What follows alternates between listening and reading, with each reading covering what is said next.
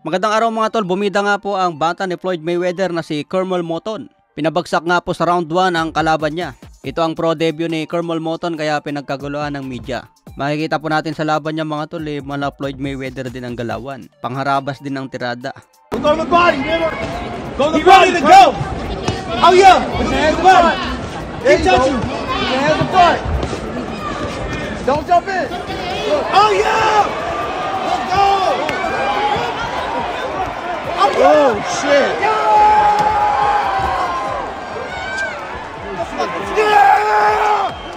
Siyempre hindi magpapahuli dyan si Floyd Mayweather. Sa post-fight interview nga binida na naman ni Floyd na siya ang greatest of all time. Binanatan pa niya ang isang media at sinabi ni Floyd yung mga achievements niya, kaya tinawag na greatest of all time.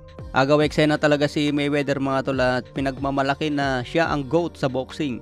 So abangan natin itong si Kermel Moton mga tol, 17 pa lang edad.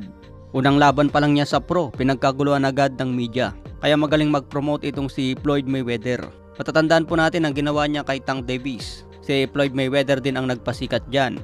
Kaya ganito rin ang mangyayari kay Kermel Moton. Sa ibang banda naman, Terence Bud Crawford binanatan si Jermell Charlo. Sabi niya, "You went outside, didn't even try to win. All you did was try to survive. You should be ashamed of yourself." So hindi man lang daw sinubukan ni Jermell Charlo na may panalo ang laban.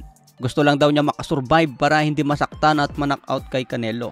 Sabi pa ni Crawford, "Twin Charlo is no longer on my list. He went out there and laid down and let Canelo spank him like he was his daddy with no type of resistance." Parang hinayaan na lang daw ni Jermell Charlo na bugbugin siya ni Canelo. Kaya tanggal na daw sa listahan ni Crawford itong si Jermell Charlo. Pero sabi naman ni Jermell Charlo matapos ang laban, "I feel like it wasn't me in there. I don't make excuses. You win some, you lose some. I'm undisputed in my weight. I was daring to be great. I am proud of myself. He didn't knock me out and he knocked all the other guys out."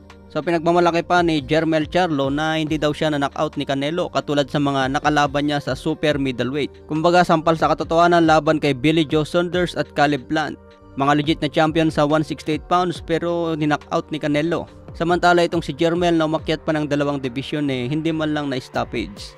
Kaya proud pa rin si Jermell Charlo sa nagawa niya mga tol.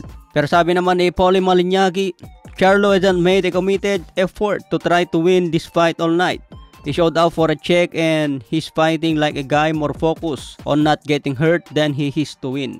So malaking bayad na lang daw ang inahabol dito ni Jermell Charlo dahil hindi man lang sinubukang manalo.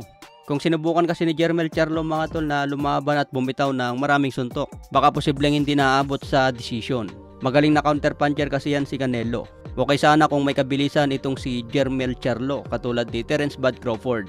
Kaya abangan na lang po natin ang pag-akyat ni Crawford sa 168 pounds kung seryoso sabi nagsasabi niya na labanan si Canelo.